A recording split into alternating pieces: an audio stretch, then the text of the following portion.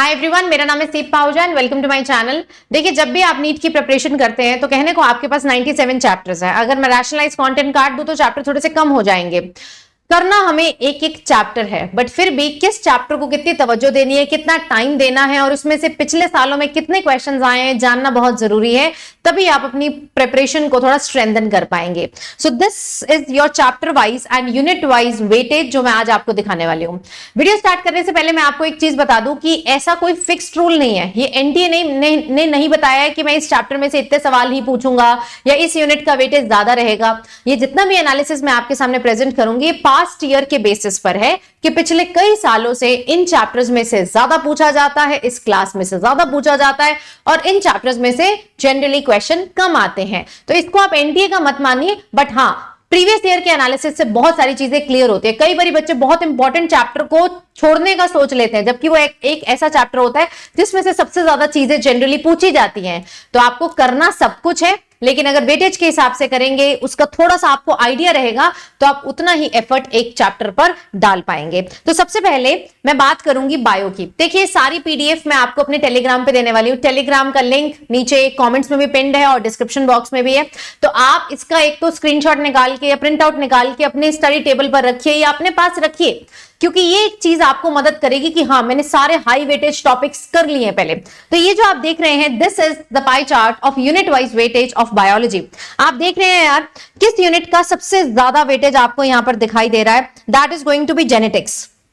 ठीक है, जो 15% आप यहां पे देख रहे हो, 15% जो वेटेज जा रहा है वो किसको जा रहा है बेटा? जेनेटिक्स को। So genetics and evolution is very important unit, जिसमें principles of inheritance and variation, molecular basis of inheritance आता है। उसके बाद बेटा अगली जो इंपॉर्टेंट चीजें हैं, प्लांट फिजियोलॉजी है, ह्यूमन फिजियोलॉजी है, रिप्रोडक्शन है। ये आपकी इंपॉर्टेंट सारे यूनिट्स है। करके एक एक चीज आनी है।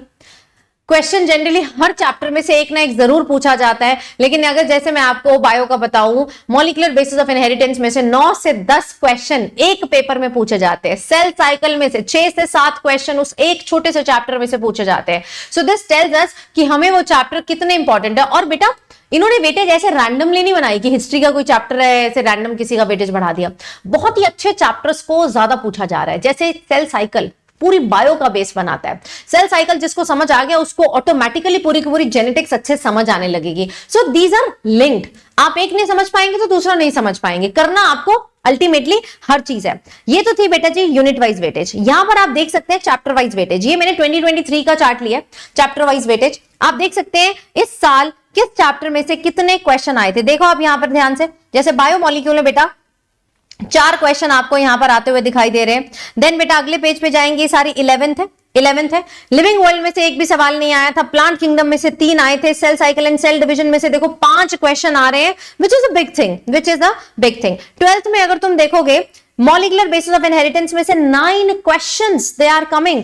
प्रिंसिपल्स में से 5 क्वेश्चन, ये दोनों ही तो जेनेटिक्स बनाते हैं, है ना? ये दोनों ही तो जेनेटिक्स बनाते हैं। देन ऑर्गेनिज्म एंड पॉपुलेशन में से 4 question. Biotechnology very important unit, 5 question. पूरा यूनिट में मिलाकर देखूंगी तो एवरेज आता है 7 to 8 क्वेश्चंस। एक साल तो ऐसा आया था बेटा, बायोटेक में से टोटल 12 क्वेश्चन आ गए थे। So this tells us the importance. Cell cycle समझ आएगा तो जेनेटिक्स आएगी, जेनेटिक्स समझ आएगा तो बायोटेक्नोलॉजी समझ आएगा। तो इसको ध्यान में रखते हो, जब भी चैप्टर स्टार्ट करो ना, एक बार देख लिया करो कि इस चैप्टर में से जनरली कितने सवाल पूछे जाते हैं। आपको आइडिया होना चाहिए। अब जैसे आप यहां पर देख रहे हैं, केमिस्ट्री का पूरा ग्राफ है। ये मैंने डार्क से क्लास 11 दिखाया और लाइट से बेटा क्लास 12 दिखाया। जैसे कि अगर तुम ऑर्गेनिक में देखोगे तो 12th की ऑर्गेनिक में से बहुत ज्यादा सवाल आते हैं एज कंपेयर टू 11।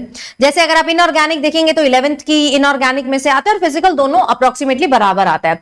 ये बेटा आपका चैप्टर वाइज वेटेज है। Mole concept, atomic structure, periodicity, ये सब मैं आपको अपने टेलीग्राम पे शेयर कर दूंगी। सेम बेटा फिजिक्स का वेटेज आप देख सकते हैं, मैकेनिक्स को सबसे ज्यादा वेटेज दिया गया है।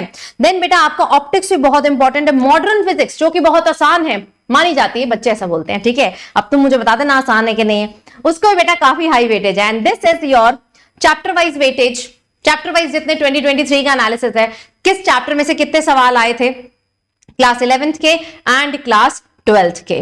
तो I will highly request to all the NEET aspirants, या तो ये कहीं लिख लो या अपनी एनसीईआरटी में उसके आगे नंबर ऑफ क्वेश्चंस लिख लो कि एवरेज नंबर 9, 5 इसमें से देख के प्रिंट आउट नहीं निकालना है। बट ये इंफॉर्मेशन बेटा जी आपको अपने पास जरूर रखनी है और इसके हिसाब से ही अपनी तैयारी को आगे बढ़ाना है। मैं शेयर कर रही हूं उसको टेलीग्राम पे। बाकी बेटा इस चैनल को सब्सक्राइब जरूर करें, क्योंकि आप सब्सक्राइब करेंगे तभी आपको ऐसी सारी इंपॉर्टेंट पीडीएफ, सारी चीजें आपको मिल पाएंगी।